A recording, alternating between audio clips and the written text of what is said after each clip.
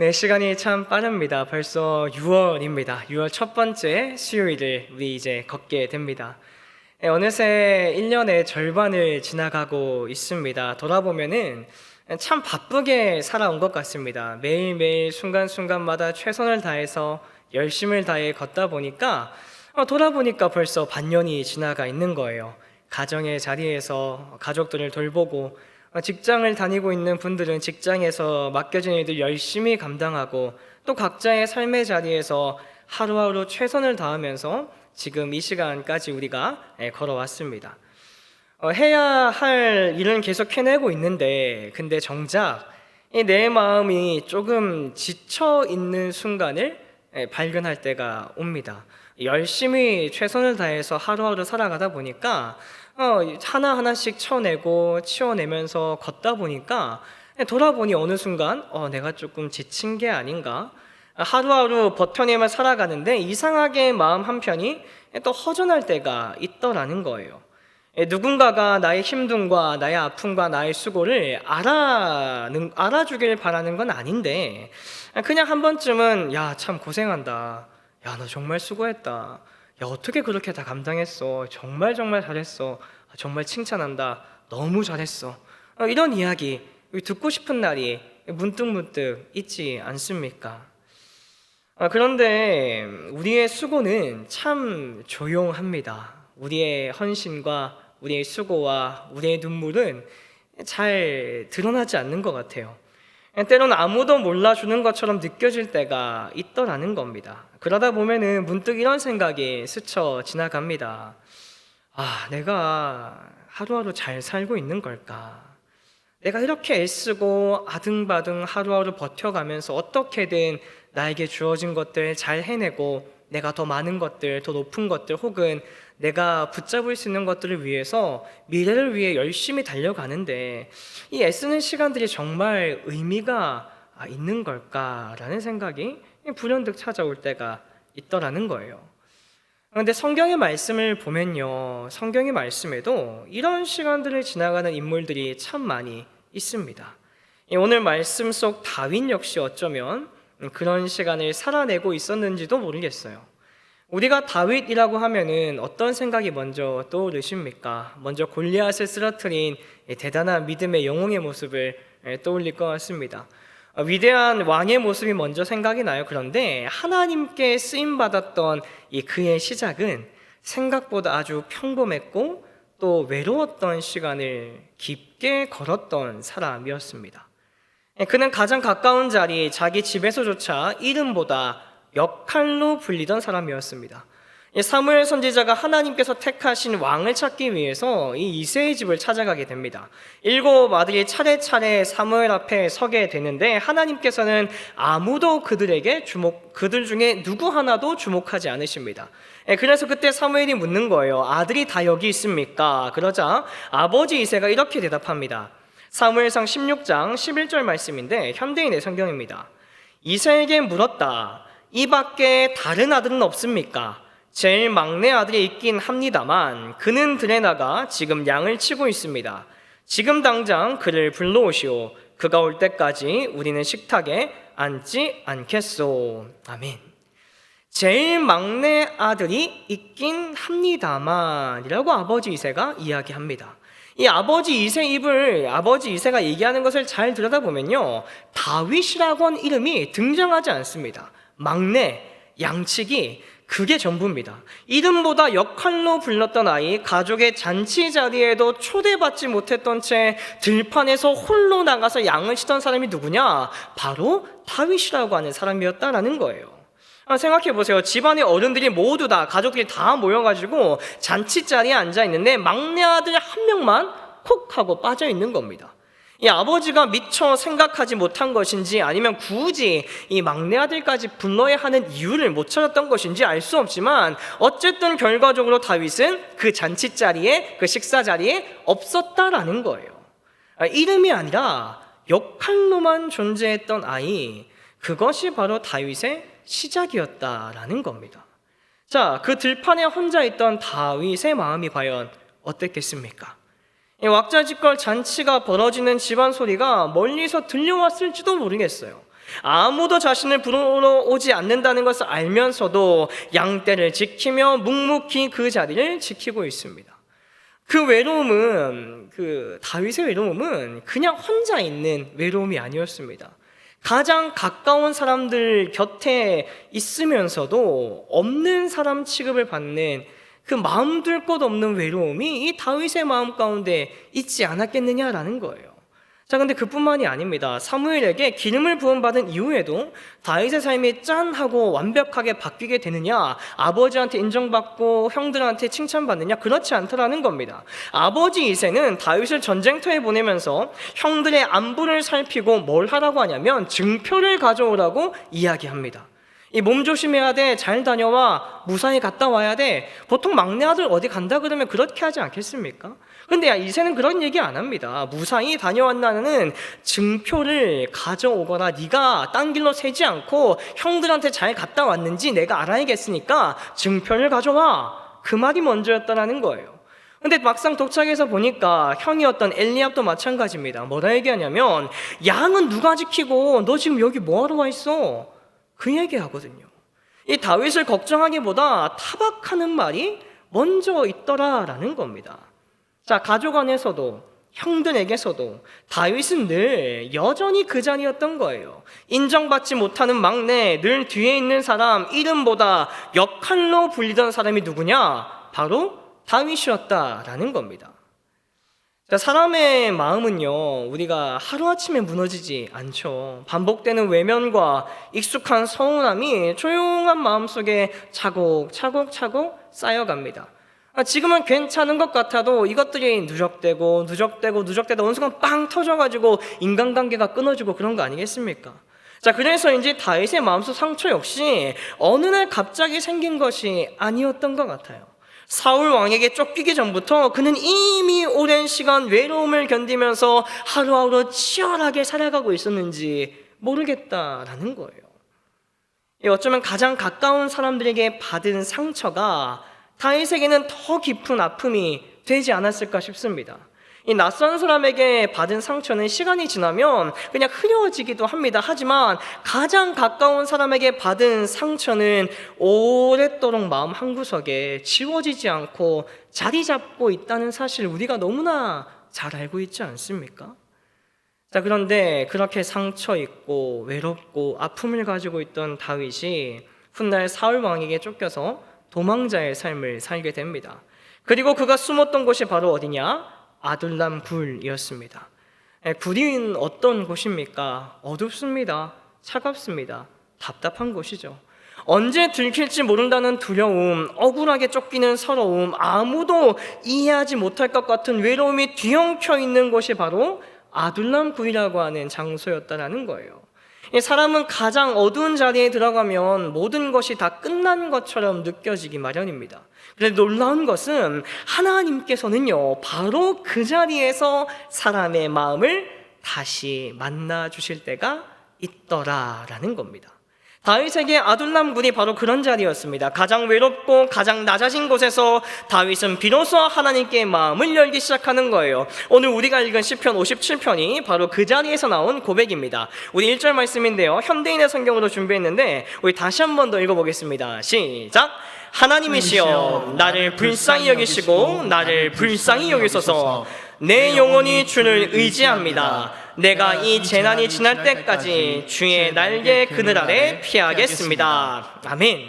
나를 불쌍히 여기시고 나를 불쌍히 여기소서라고 얘기합니다.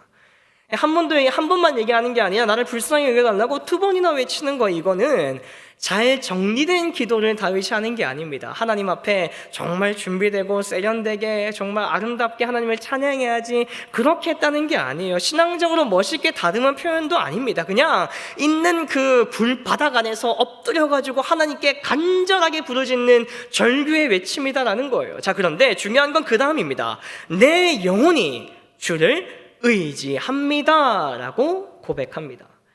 다윗은요, 상황이 해결 다 되고 난 뒤에 하나님을 붙든 게 아니었다라는 겁니다. 문제가 끝난 뒤가 아니었어요. 아직 불 속이고 아직 도망 중이고 아직 아무것도 달라지지 않은 그 모습 그대로 그 자리에서 하나님께 몸을 기대고 있다라는 거예요. 여기서 피한다라고 하는 표현은 단순히 숨는 장소가 아니라 온전히 몸을 맡기고 의지하는 피난처라고 하는 깊은 뜻이 담겨 있습니다.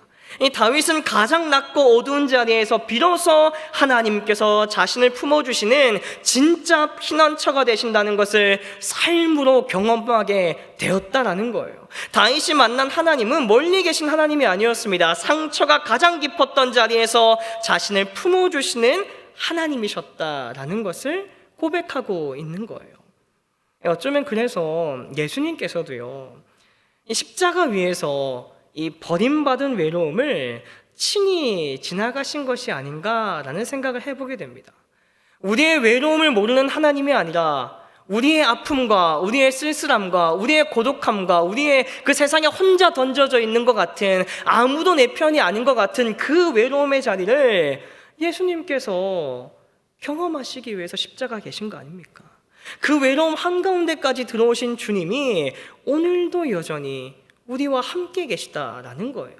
그래서 사람의 외로움을 깊이 들여다본 글이나 시를 읽다 보면은 때로는 그 안에서 하나님께서 우리의 마음을 이렇게 따뜻하게 안아주시고 만져주시고, 수고했어, 내가 널 사랑해, 이렇게 이야기해 주시는 것들을 경험할 때가 있잖아요. 정호승 시인의 수선화에게라는 시를 아시는 분이 계실 것 같아요. 아마 첫 구절만 딱 보셔도 이 시라고 하는 생각이 있으실 텐데 한번 들려드려 보겠습니다. 울지 마라. 외로우니까 사람이다. 살아간다는 것은 외로움을 견디는 일이다. 공연이 오지 않는 전화를 기다리지 마라. 눈이 오면 눈길을 걸어가고 비가 오면 빗길을 걸어가라. 갈대숲에서 가슴 검은 도요새도 너를 보고 있다.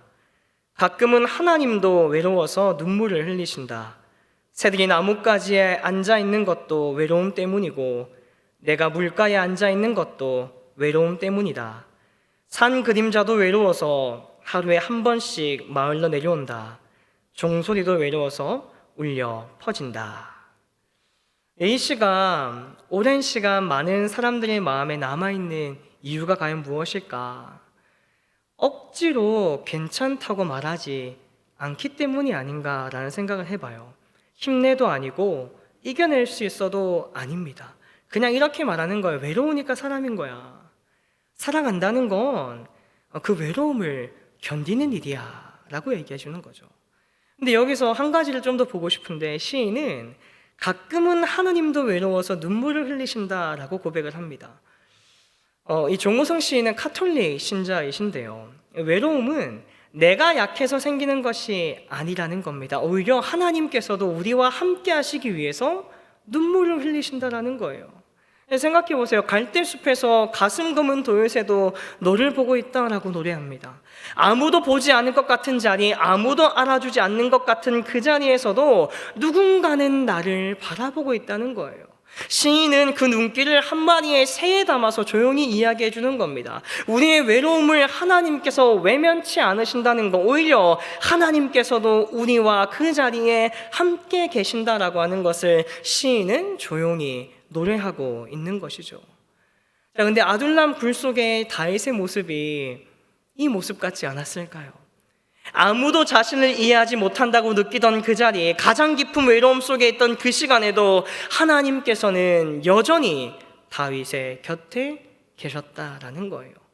다윗의 아둘람 굴이 바로 그 자리였습니다. 이름도 불리지 못하고 가족에게도 밀려난 그 시간의 외로움, 사울 왕에게 억울하게 쫓기는 도망자의 서러움, 그 자리에서 다윗은 혼자가 아니었다라는 겁니다.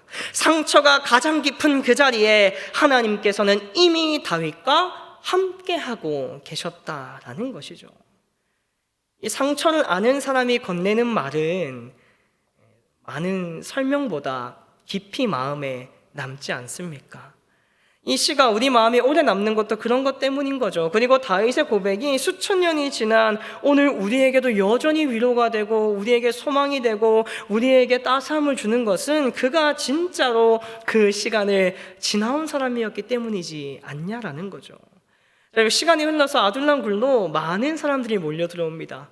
억울한 사람들, 상처 입은 사람들, 갈 곳 없는 사람들이 다윗이 막 찾아와요. 왜 그랬을까요? 다윗이 강해서 그랬을까요? 다윗이 힘이 있어서 능력이 있어서 그랬을까? 그런 게 아니라는 거예요. 그 역시 아둘람 굴을 지나온 사람이었기 때문이다라는 거죠.